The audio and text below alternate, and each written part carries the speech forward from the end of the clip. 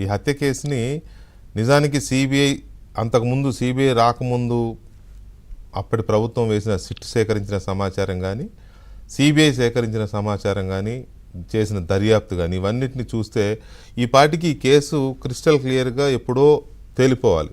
ఎవరు నిందితులు, హత్య చేసింది ఎవరు, చేయించింది ఎవరు, అన్ని ఆధారాలు సిబిఐ దగ్గర ఉన్నాయి.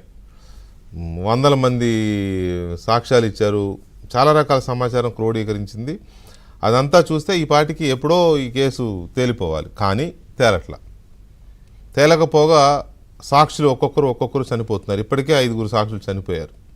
కీలకమైన వివేకానంద రెడ్డి గారి ఇంటి వాచ్మెన్ రంగయ్య కూడా మొన్న చనిపోయాడు.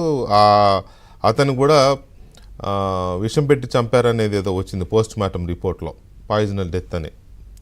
సో ఈ పరిస్థితుల్లో ఒక్కొక్కరుగా సాక్షులు చనిపోతూ ఉంటే ఉన్న సాక్షుల్లో కీలకమైన వ్యక్తుల్లో కూడా ప్రాణభయం మొదలైంది.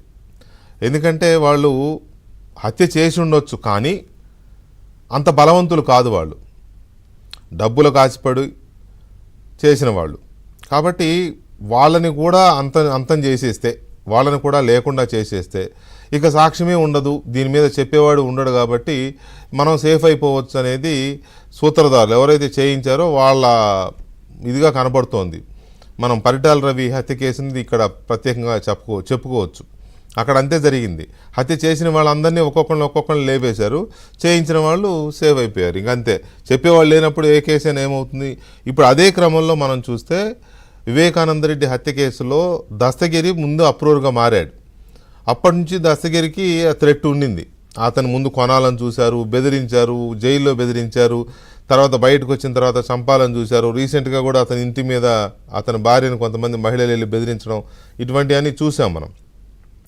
ఇప్పుడు కొత్తగా ఇంకొక పాత్ర తెర మీదకి వచ్చింది సునీల్ యాదవ్. ఇతను కూడా ఆ కీలకమైన హత్య చేసిన బృందంలో సునీల్ యాదవ్ కూడా A2గా ఉన్నాడు దీంట్లో, ఈ కేసులో. సో ఈ పరిస్థితుల్లో సునీల్ యాదవ్ కూడా రీసెంట్గానే బెయిల్ వచ్చింది ఆ మధ్య బెయిల్ వచ్చి బయట ఉన్నాడు. అతను ఇప్పుడు మరి తను కూడా ఒకవేళ అప్రూవర్గా మారాలనుకుంటున్నాడా ఏంటి తెలియదు, కానీ మొత్తం మీద అయితే కొన్ని విషయాలు బయట పెడుతున్నాడు. ఏమని, నన్ను కొంతమంది జైల్లో ఉండగానే బెదిరించారు, ఈ కేసులో నిందితులుగా ఉన్నవాళ్ళు కొంతమంది జైల్లో ఉండగానే బెదిరించారు, నాకు ప్రాణహాని ఉంది, పైగా ఈ మధ్య సినిమా తీశారు, హత్య అనే ఒక సినిమా తీశారు, ఆ హత్య అనే సినిమా అంతా బోగస్ సినిమా, ఇదంతా అసలు విషయాన్ని పక్కన పెట్టి కేవలం 4 మాత్రమే అందులో నిందితులుగా చూపించారు. మా 4 అంటే హత్య చేసిన 4 నిందితులు, వీళ్ళే చేశారు అన్నట్టుగా చూపించారు, కానీ అసలు సూత్రధారులను ఎక్కడా కూడా ఆ సినిమాలో చూపించలేదు. పైగా నన్ను, నా తల్లిని అసభ్యంగా చూపించే ప్రయత్నం చేశారు ఆ సినిమాలో అనేది సునీల్ యాదవ్ చేసిన కీలకమైన ఆరోపణలు. పైగా ఈ హత్య సినిమా తీయించింది కూడా వైసీపీ నేతలే, గత ప్రభుత్వంలోని పెద్దలే తీయించారని కూడా ఇంకొక కీలకమైన ఆరోపణ చేశాడు. వీటితో పాటు తనను బెదిరించిన జైల్లో ఉన్న నిందితులే కాకుండా వైసీపీ పెద్దలు కూడా కొంతమంది తనను బెదిరిస్తున్నారని కూడా చెప్పాడు. ఎవరికి? ఎస్పీకి, జిల్లా ఎస్పీ గారి దగ్గరికి వెళ్ళి ఈ మాట కూడా చెప్తూ, నాకు ప్రాణహాని ఉంది, నాకు రక్షణ కావాలి, భద్రత కల్పించాలని ఎస్పీ గారిని సునీల్ యాదవ్ కోరాడు.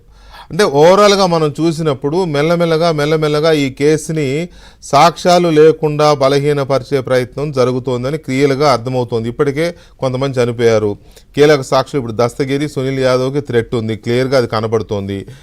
ఇక వీళ్ళని కూడా ఏమైనా చేసేస్తే ఇక మిగిలిన సూత్రధారులు వాళ్ళని ఎవరు చెప్పేవాళ్ళు లేనప్పుడు వాళ్ళని ఎవరు అడుగుతారు అనేది వాళ్ళ ప్లాన్గా కనబడుతోంది. ఈ విషయంలో సునీల్ యాదవ్ ఇవాళ ఎస్పీని కలిసి కంప్లైంట్ చేసిన తర్వాత, తన గోడు వెలబోసుకున్న తర్వాత ఇప్పుడు మనతో లైవ్లో ఉన్నాడు సునీల్ యాదవ్తో